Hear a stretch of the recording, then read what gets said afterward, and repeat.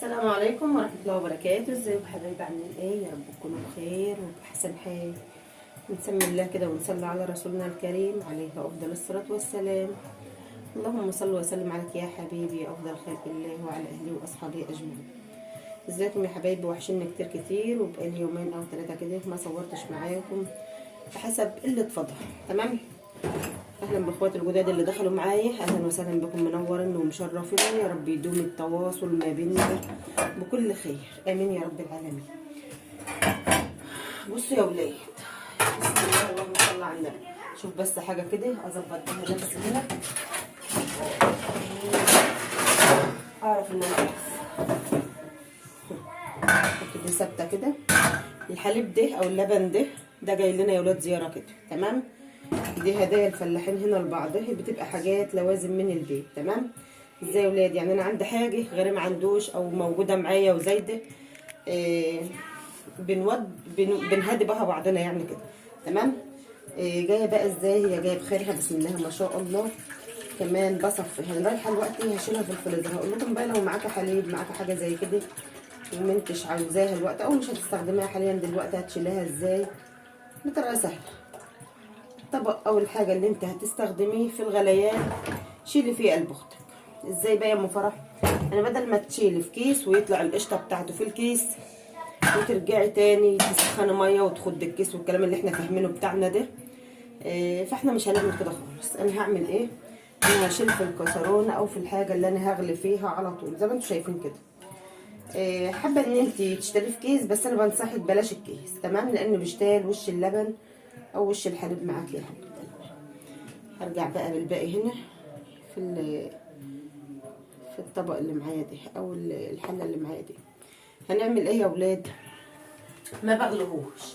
طب ليه ام فرح مش غاليين يا حبايب قلبي؟ الا هناك وقت العوزه او وقت الاحتياج. تمام. وكمان خدت الازازه كده ايه بشفطه من الميه او بشويه من الميه اهو. تمام كده. ده اللبن اللي انا هشيله او الحليب اللي انا هشتغله في الفريزر. باجي بقى قبل ما اكون هغليه بطلعه مثلا من بالليل، يفضل معايا للصبح كده على البوتاجاز من غير غليان، يفك براحته ولا هيروب ولا هيجراله اي حاجه، وكمان بيفضل زي الفل معانا.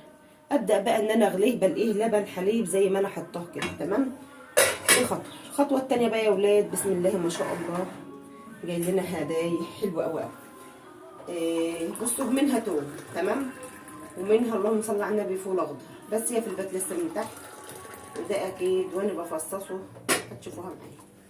ده هدايا الفلاحين يا ولاد هنا لبعضهم. بالنسبه لنا هنا ما بنروحش بقى نجيب دبدوب، ما بنروحش نجيب ورده، ما بنروحش نجيب الحاجات اللي انتوا ايه فاهمينها ديت او اللي احنا كلنا فاهمينها، ومع يعني وبالعلم او بالفعل احنا ما بنجيبهاش اصلا. تمام.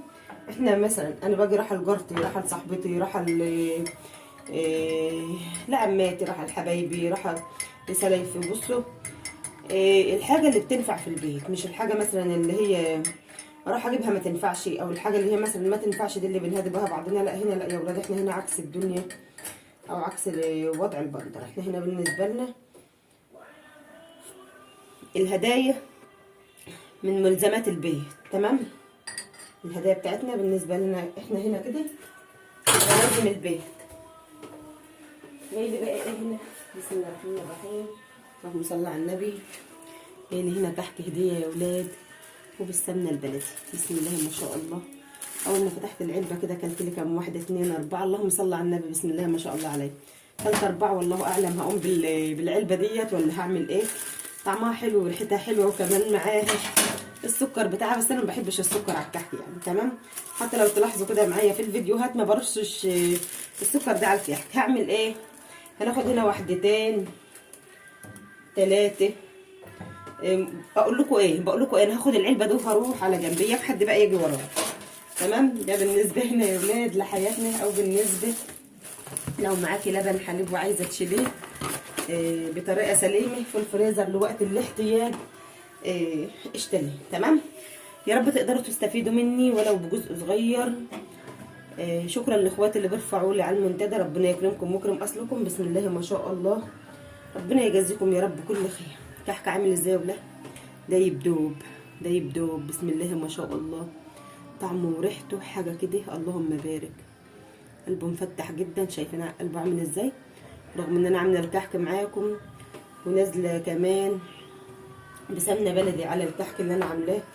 بس بصوا الحاجه اللي بتيجي جاهزه كده بحسها سهله وبحبها اكتر. تمام، اللي زي بقى كده او وصل لحد الكلمتين دول يا ولاد يحطوا اللايك ويقولوا احنا وصلنا للحاجه السهله يا ام فرح. وكمان لو بتحبوا الحاجه السهله زي كده اكتبوا لي برده في الكومنتات، قولوا لي ايه رايكم، عشان ان انا بقول لكم ايه بحب الحاجه سهله والحاجات اللي بتجيلي زيارات يعني وكده. تمام، اترككم يا ولاد بقى في رعايه الله وامنه، والسلام عليكم ورحمه الله وبركاته.